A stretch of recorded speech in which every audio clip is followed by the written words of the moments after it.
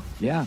this is a staggering stat. The Bengals are favored in 15 of 17 games this season. That's second only to the Rams, who are favored in 16 of 17. Wow. But weirdly, Colin, the Bengals win total's 9.5.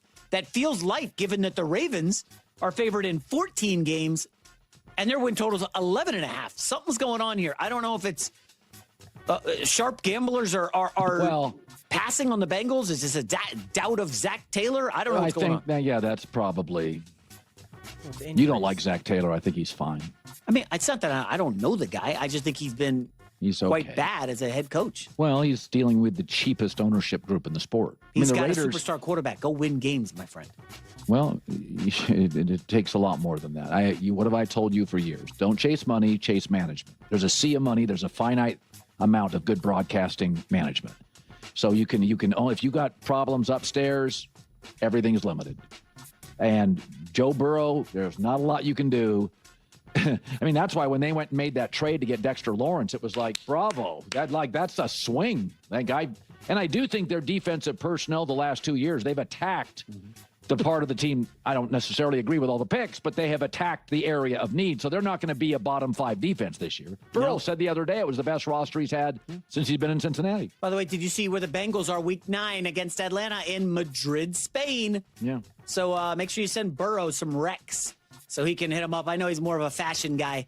Different stratosphere. I think during the season, he'll be fairly focused on football. Oh, yeah. Locked in. Oh, yeah. Locked in. Okay. I don't know what J-Mac's issue with the Cincinnati Bengals is.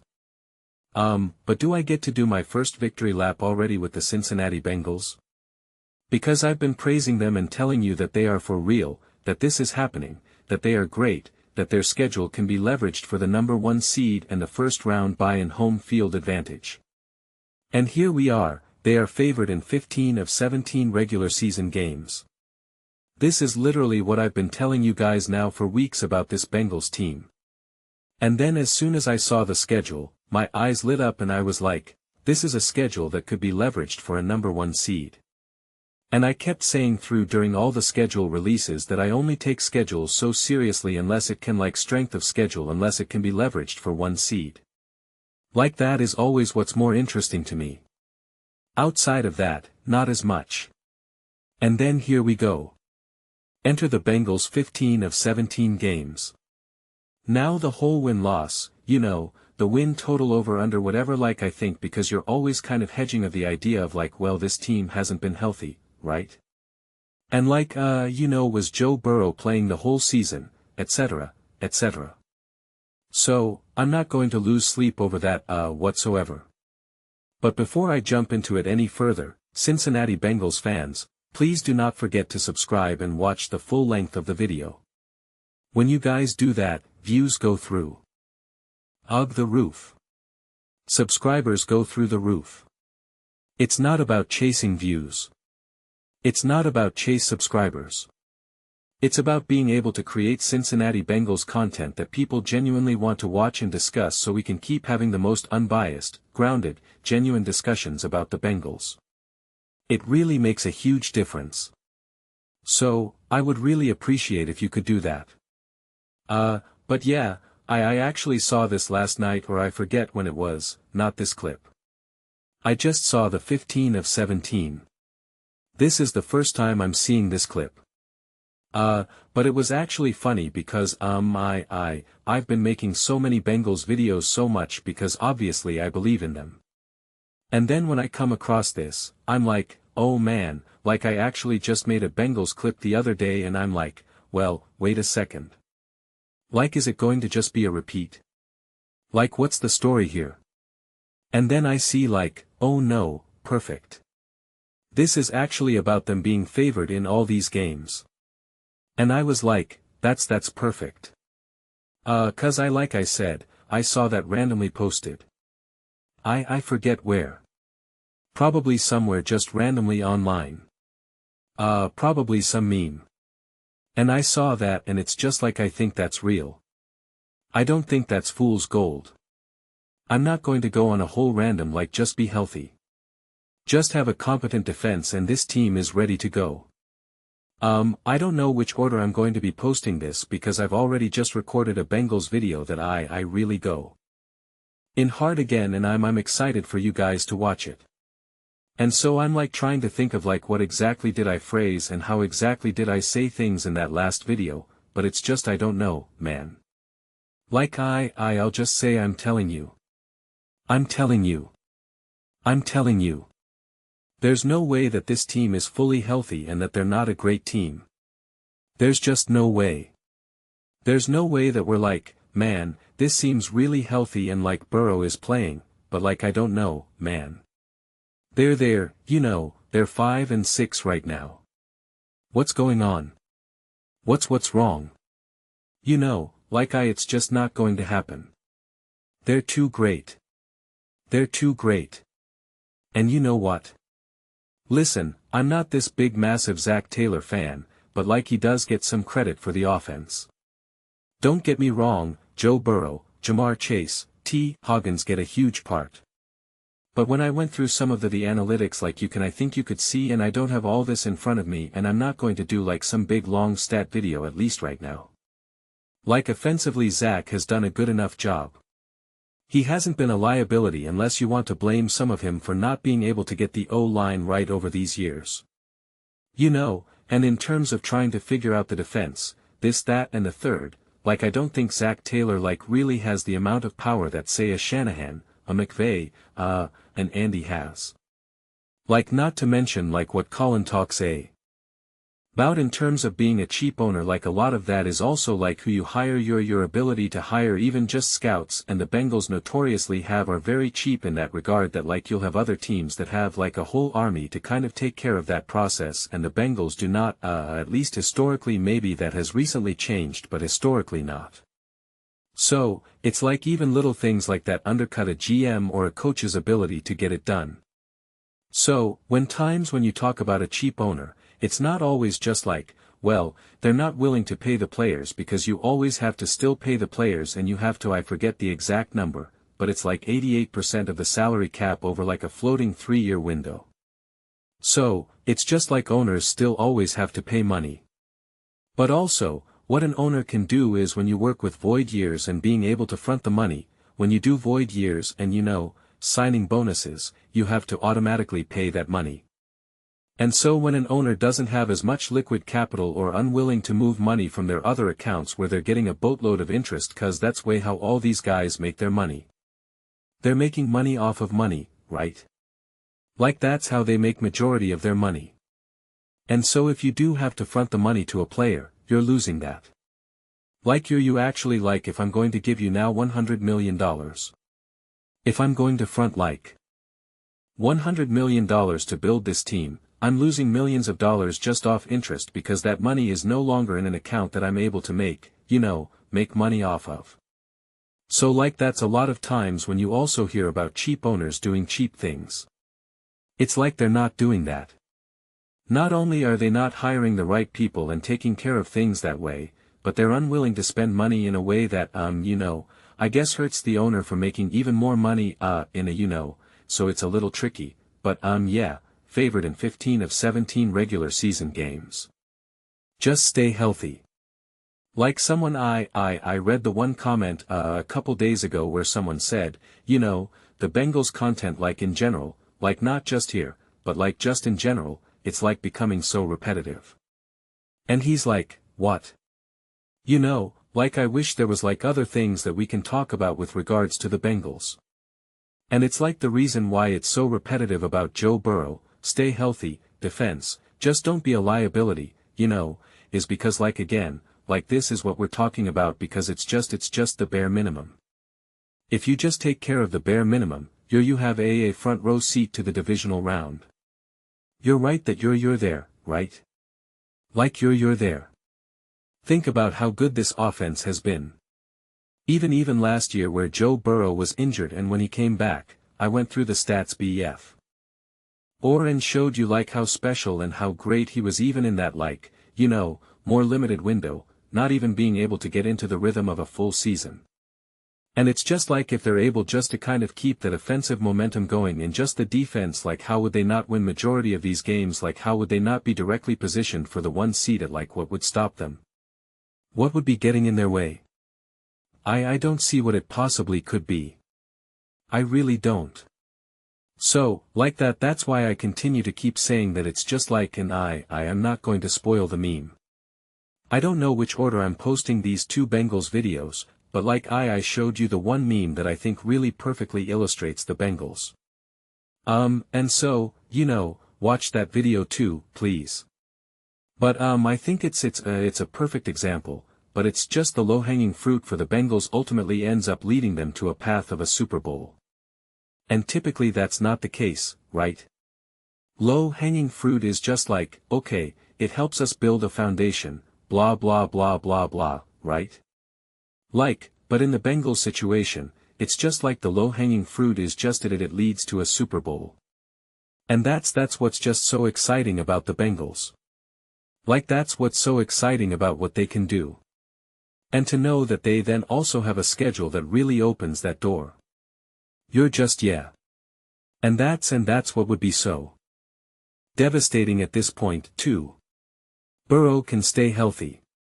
If the defense still continues to be a mess, if the O-line finally catches up with Burrow and this offense and ends up just being a liability in a way that they struggle to overcome, it would be pretty devastating. I've said this before, I haven't really hyped up the Bengals this much ever. And I could not be more positive and more optimistic about the Bengals. I really can't like anything higher, and I'd be kind of a crazy person. I'd be saying they're going to go undefeated, never a doubt. But not going to say that. And that's where it's anything short of greatness this season will be devastating, and it will if Burrow, let's just say Burrow gets hurt, you are at the point now where you're I don't know man, it becomes a Joel Embiid situation where can we ever build a team around this guy, he is so special, he is so elite, he is so great, his body just won't allow it, or if they still come up short because again, the defense, all those other things, and it's just okay, have we reached a point where we're just where you got to just I don't know what you got to do, but you just got to do so. You got to blow it all up. Get rid of Bro, I don't know. Just unload everything. Unload Jamar Chase, Joe, Bro. Just get 1 million draft picks and just I don't know, man. Get a new coach, get a new everything. Fire everyone, and just because you're just I don't know how have you not been able to figure this out right now, right? How it's just I don't know how you would just be able to just keep doing the same thing again and again and again. Whether constantly crossing your fingers for a healthy Burrow or just constantly thinking that you finally rounded out the roster and that things are going to be different this year. So that's why, also it's so exciting with the Bengals right now because the stakes have just never felt any higher, right?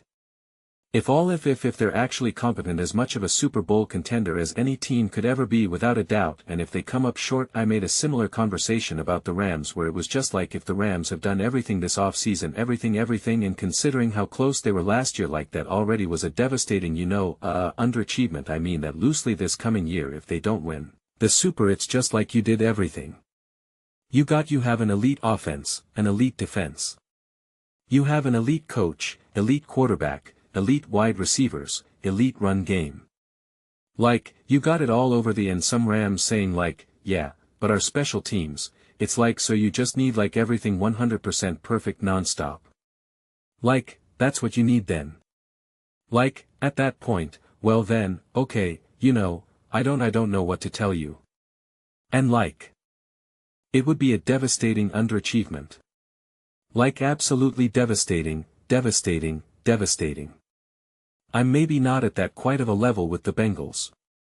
Maybe an ever so slightly notch less because the Rams have that momentum to build off of, right? And they do have Sean McVay and they have more of this momentum and continuity to build off of, and I'm more confident that their defense will be better than the Bengals. Sorry to say, I just think the Rams are in a position to have just a better defense in general.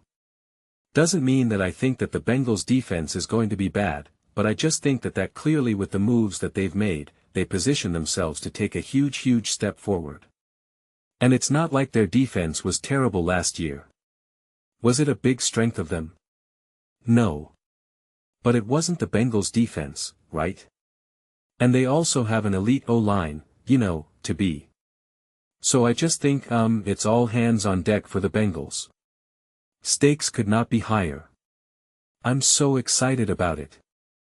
Feels like the Bengals are really going to be playing in meaningful games, and even in like a 2024 or 2025 where both years there's kind of some sense of like, man, if they could just win a couple of these games they could be in the playoff, like what can they do? And there's other teams that have been in that situation in the past that I've never really believed in, but the Bengals I did right, where it's just, like if they do find themselves in the playoffs, like I do think they're incredibly dangerous, I do think they can win a ton of games, I do think they could go the distance, but like you still have to work a little bit harder than you would want to get there to get to that mentality.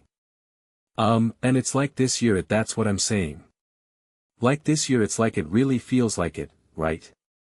Like this year it's just like it's closer to more about like there's to lose rather than there's to win, if that makes sense. So, we could see a rematch between the Bengals and the Rams Super Bowl. I'm not predicting it. I don't predict out this far out. It's not my thing. I'm not into that whole thing because I think it's all made up at the end of the day. And then you to feel that you have to be beholden to those takes, and then you filter every prediction, you filter every take through that prediction. I don't like to do that. I like to be flexible with how I view things. But, that's definitely on the cards. If I was forced to pick right now, if I had to absolutely pick, and again, I'm not picking this. I'm not picking this. So, I won't if it ends up happening, I won't be doing a victory lap about it. I feel pretty comfortable with that. The only thing that would hold me back is health. That's the only thing that would be like, as confident as I am in the Bengals, I'm like, I don't know. Like, can you please stay healthy? Like, please, like. Just stay healthy. If you just stay healthy, I believe in you. If not, then I'm going to, what is there to do here? So, are you feeling excited yet? Bengals fans, are you ready? You ready? I'm ready. I'm pumped. But those are just my thoughts. I'd absolutely love to hear yours. What do you guys all think about the Cincinnati Bengals being favored in 15 of 17 regular season games? I guess what are they? Probably not favored against the Ravens on the road. And would be my guess. And then maybe the Steelers on the road. I don't know who would they then I would assume it would be the 2-2 road games. Who would they not be favored against on the road? Maybe that's at home. Maybe the Houston Texans defense week 2. I have to look into that. But let me know your thoughts. I read every single comment whether you agree with me or disagree with me either way. Or maybe I guess it could be both Ravens games. But let me know your thoughts. I read every single comment whether you agree with me or disagree with me. Either way, let's get into some discussions, let's get into some fights, but ultimately, let's just have some fun. And please do consider subscribing. We're building an amazing community here and absolutely love to see you part of it. I want to build something that we all generally feel connected to, something that we're really excited to be part of. I think we're well on our way to doing it. Please don't forget to give this video a Thursday MBS up, as it really does help the visibility and the algorithm. Thank you so much. See you next time.